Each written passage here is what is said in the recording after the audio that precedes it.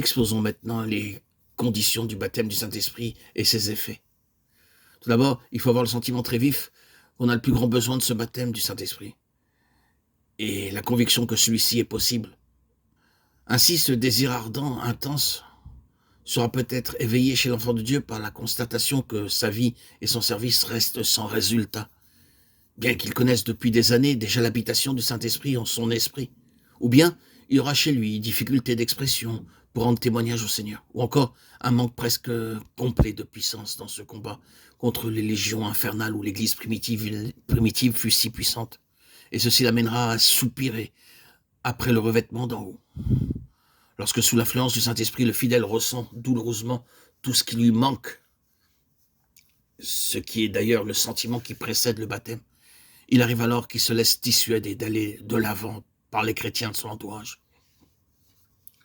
Ceux-ci, n'ayant pas atteint un même degré de vie spirituelle, assurent que ce revêtement d'en haut n'est plus de notre temps, que celui qui recherche ce baptême fasse abstraction des opinions humaines, qu'il aille directement à Dieu pour s'assurer par lui-même de la pensée du Seigneur. Le racheté doit demander à Dieu qu'il lui donne ce qu'il entend par un baptême d'esprit, qui lui donne à sa manière liberté d'expression et puissance à son service, ce qui lui permettra alors de remplir sa fonction de membre du corps de Christ. Un acte de volonté préside encore à cette transaction que le croyant passe avec Dieu. Il s'y tiendra avec persévérance, quelles que soient les expériences qu'il fera par la suite. C'est là saisir par la foi le revêtement du Saint-Esprit en se basant sur la parole de Dieu. Christ nous a rachetés, ayant été fait malédiction pour nous, afin que nous reçussions la promesse de l'Esprit par le moyen de la foi. Galates 3, 13, 14. Après la Pentecôte, l'Église n'a plus à attendre la promesse du Père. Ceux qui sont réunis chez Corneille reçoivent aussitôt le Saint-Esprit. Il en va de même aujourd'hui pour tous ceux qui réclament ce baptême dès qu'ils ont rempli les conditions nécessaires et se trouvent dans l'attitude convenable.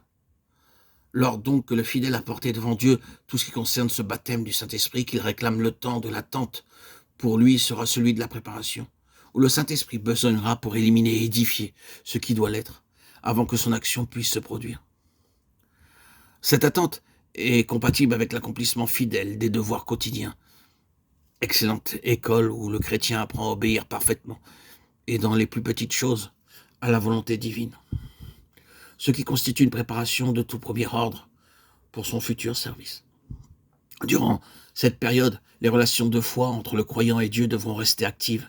L'homme s'en remettra parfaitement à l'Esprit de Dieu du soin de le préparer en vue de ce revêtement nécessaire à son activité.